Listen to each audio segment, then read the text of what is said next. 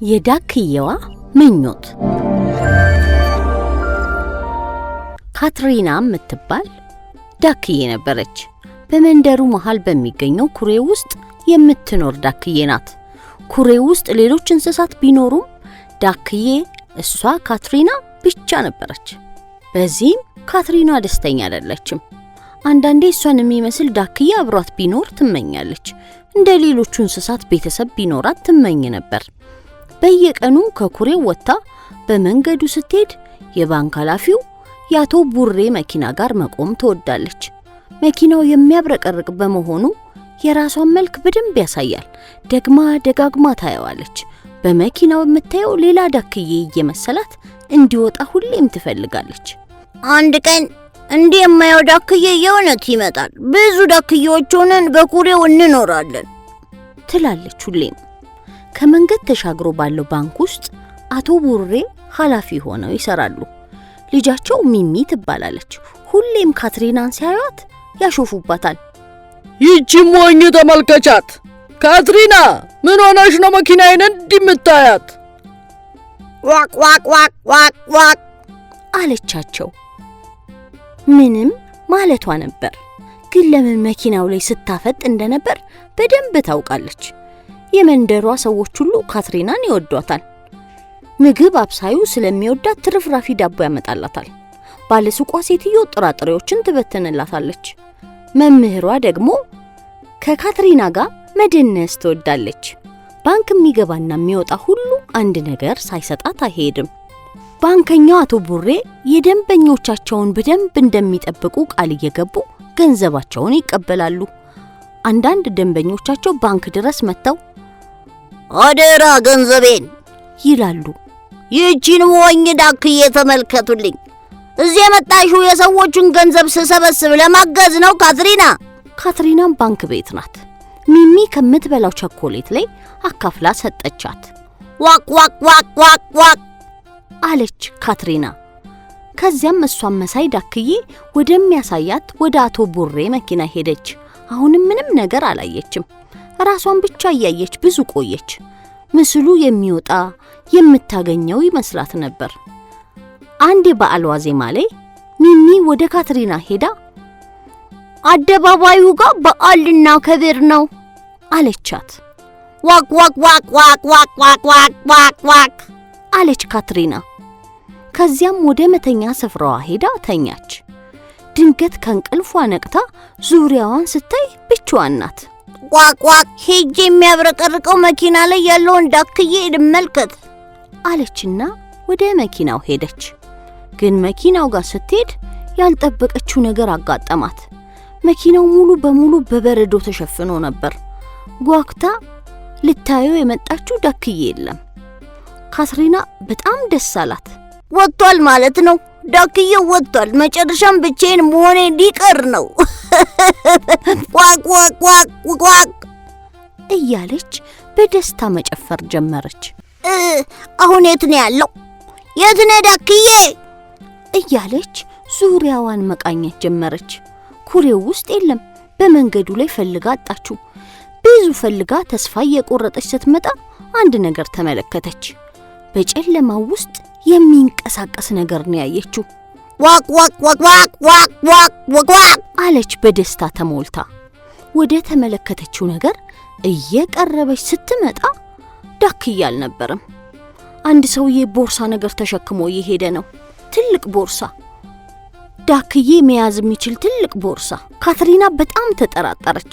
ዋቅ ዋቅ ዋቅ ዋቅ ዋቅ ዋቅ እያለች መጮ ጀመረች። እሷ በአብረቅራቂው መኪና የምታየው ዳክዬን ሰርቆ የሚሄድ ነበር የመሰላት።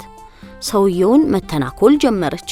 እግሩን፣ እጁን በአፏ እየነካካች የያዘውን ትቶ እንዲሄድ ሞከረች። ከእጁ ልትነጥቀው ሞከረች።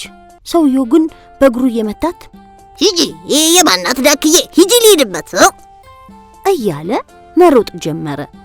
ካትሪና ዝም አላለችውም፣ ተከተለችው። እየተሯሯጡ ሱቁን አልፈው ትልቁ መንገድ ላይ ደረሱ።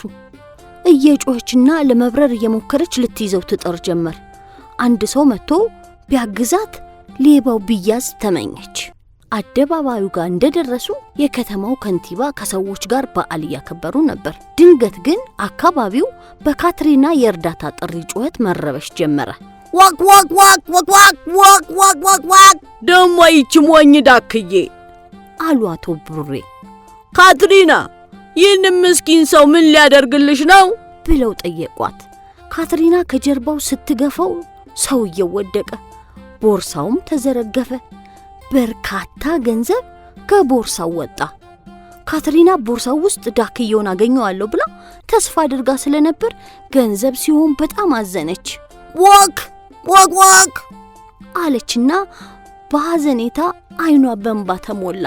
በአደባባዩ ያሉ ሰዎች ግን በጣም ተገርመው ነበር። ይህን ሁሉ ገንዘብ ከየት አመጣኸው ብለው አቶ ቡሬና ሌሎች ሰዎች ሰውየውን በጥያቄ አጣደፉት።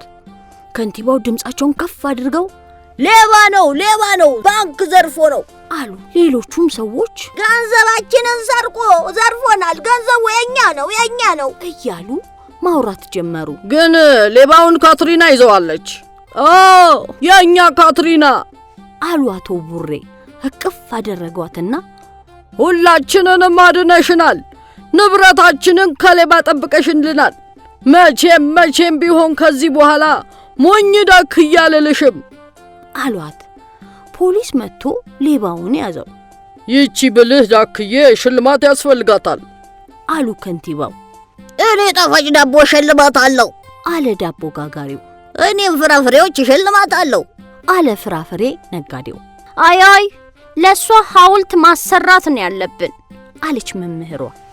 ጥሩ ሐሳብ ነው፣ ሌላ ምን ብናደርግ ትላላችሁ ብለው ከንቲባው ጠየቁ።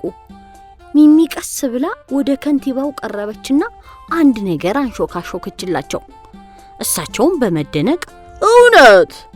አሃ እርግጠኛ ነሽ እያሉ እያዳመጧት እንደሆነ አንገታቸውን ከፍ ዝቅ አደረጉ። ከዚያም በፈገግታ ተሞልተው ጥሩ እንግዲህ አሉ። በቀጣዩ ቀን አብረቅራቂው መኪና ካትሪና በምትኖርበት ወንዝ አጠገብ ቆመ። በእርግጥ መኪናውን አይደለም የናፈቀችው፣ መኪናው ላይ የምታየው እሷን መሳይ ዳክዬ እንጂ። የሆነው የተለየ ነገር ነው። ህልሟ እውን ሆኖ ነበር። መኪናው ተከፍቶ አንድ እሷን የሚመስል ዳክዬ ወጣ። ካትሪና አይኗን ማመን አቃታት። ይኸውልሽ መጣ ካትሪና፣ ቻርሊ ይባላል። ከዚህ በኋላ በዚህ ኩሬ ውስጥ ካንቺ ጋር ለዘላለም ይኖራል አሏት ከንቲባው። ካትሪናና ቻርሊ አንድ አይነት ዳክዮች ናቸው። በቶሎ ጥሩ ጓደኛሞች ሆኑ።